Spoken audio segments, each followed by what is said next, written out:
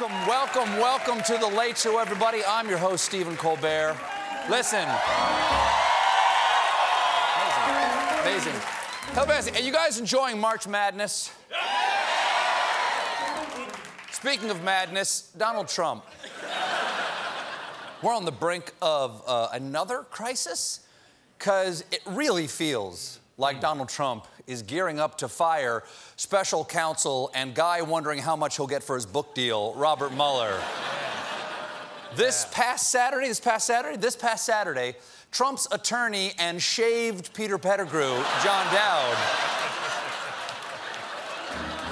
called for the immediate shutdown of the special counsel probe into Russian interference in the 2016 election. Dowd made the demand in an email sent to a reporter that was written in purple Comic Sans.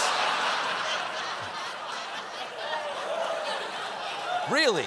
Now that sounds inappropriate until you remember that the Declaration of Independence was originally written in wingdings.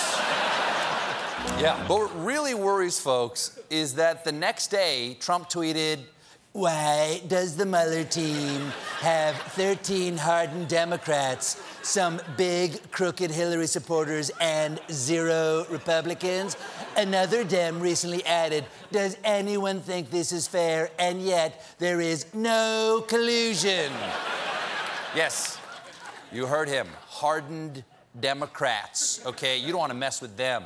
Those hardened Democrats will walk right up to an old lady and stick her with a Social Security check, all right? You stay down, baby, or you're gonna get some health care.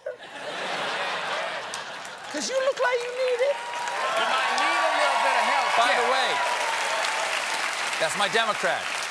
That was my Democrat. That's my Democrat. Nice. By the way, Mr. President, every time Mueller announces indictments, many Democrats are hardened. And this is...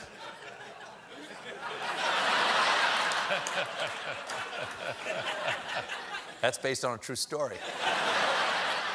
And this is significant because until now, Trump had never attacked Mueller by name in a tweet, which is a moment so significant, it deserves its own film, Call Mule by Your Name. I hear there's a hot impeachment scene. Republicans... Ask someone who's seen it. Now, Republican senators have implied that firing Mueller would be a mistake, like South Carolina Senator Lindsey Graham. Are you worried that the president is preparing to order the firing of Mueller? It sure looks that way from his tweets. Well, as I said before, if he tried to do that, that would be the beginning of the end of his presidency. Wait. It's not even the beginning of the end of his presidency? I thought we were at least at the middle of the beginning of the end. I should have gone to the bathroom when Reince Priebus left. Now I gotta hold it till the midterms. And we know Trump is in a firing mood, folks, because this weekend, former FBI deputy director and extra from Apollo 13, Andrew McCabe, was fired just 2 days before his retirement. What? No, wrong. If you want to get rid of a cop 2 days before his retirement, you don't fire him. You send him out on one last job with a rookie. Yep, Sharon's already waiting for me up at the cabin. 2 more days and I'll finally get to be the husband I always promised to be. That woman is a saint. She's already up the lake with the grandkids. They call me Peepop. Anyway, I'm gonna go look behind those suspicious shipping containers. You stay here, kid.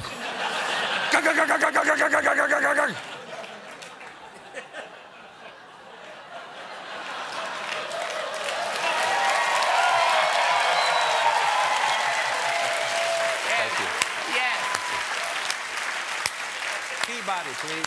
And because he was fired 2 days before his retirement, McCabe loses his $60,000 a year pension. $60,000. That's like half a porn star payment.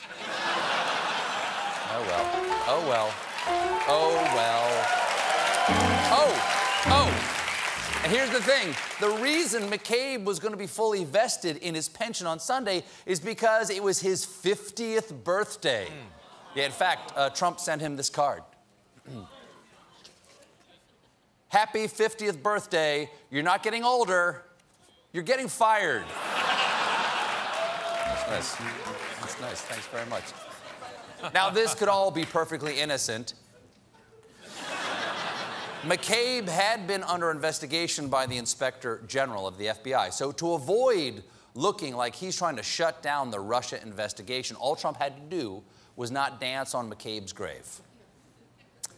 So he tweeted, Andrew McCabe fired. A great day for the hard-working men and women of the FBI. A great day for democracy. Sanctimonious James Comey was his boss and made McCabe look like a choir boy. He knew all about the lies and corruption going on at the highest levels of the FBI. And Mr. Trump knows a lot about choir boys because everyone who works for him is going to sing. Now, maybe not Manafort. Not Manafort. Oh, sorry, sing. That's nice. Now, just let that tweet sink in for a second. This is a sitting president of the United States gloating about firing a respected career FBI official and smearing another FBI official whose firing led to the appointment of the special counsel. And none of that shocks me as much as the fact that he spelled sanctimonious correctly. I think. Not an easy word. In other words, I think he was trying to spell saxophone. And he wasn't done. The fake news is beside themselves that McCabe was caught, called out, and fired. How many hundreds of thousands of dollars was given to wife's campaign by crooked H friend Terry M., who was also under investigation? How many lies, how many leaks? Comey knew all, and much more. That is a damning allegation. Also, a great blurb for Comey's new book, Comey Knew It All, and much more. And when's that coming out? He's coming on. He's coming on here. Comey's coming on here to talk about the book. Yeah. Now, Comey wasn't the only one to write things down, because right after he was fired, we learned that McCabe kept notes about conversations with Trump and gave them to Mueller. And if you think the notes are incriminating, wait till you see the doodles. Now, the president... Here's the thing, is that we learned over the weekend, and the president heard about these notes and launched a cunning legal argument known as nuh-uh. Spent very little time with Andrew McCabe, but he never took notes when he was with me. I don't believe he made memos except to help his own agenda, probably at a later date. Same with lying James Comey. Can we call them fake memos? You can call them whatever you want, but Mueller's gonna call them evidence.